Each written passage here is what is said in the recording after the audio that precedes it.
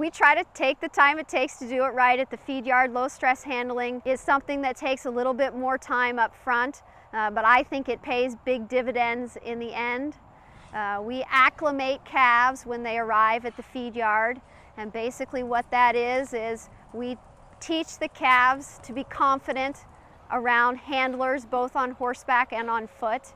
And then once we have them confident, we teach them to walk in a straight line past us so that it's easier to look for sick animals, it's easier to handle them, that sort of thing. We also pull them in and out of their pens for about a week after they come to get them used to living in a pen, realizing where the gate is, getting out to get some exercise, but then also feeling the security of having feed and water in their pen as well, and that seems to help them acclimate to being in a feeding facility.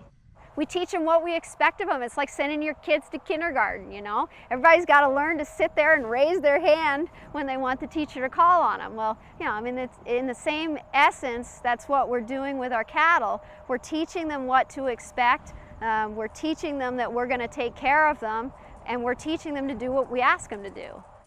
You don't realize how much actual science goes into feed yards design. When we build a feed yard, we actually design the pen so that all of the water drains into catch basins. We shape the pen so that it provides the best animal comfort. We have a manure base that prevents the water from leaching into the ground. We have mounds that are built of manure that hold the heat in the summertime, and in the wintertime they will release that heat and melt the snow and give the animals a dry place to lay down.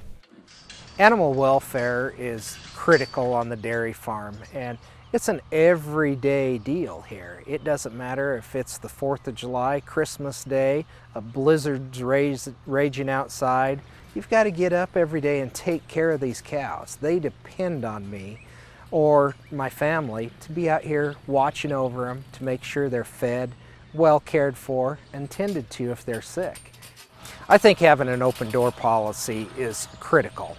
If we shut our facilities down and say, no consumers here, we don't want the public here, the perception to them is going to be, what are they trying to hide behind those closed doors?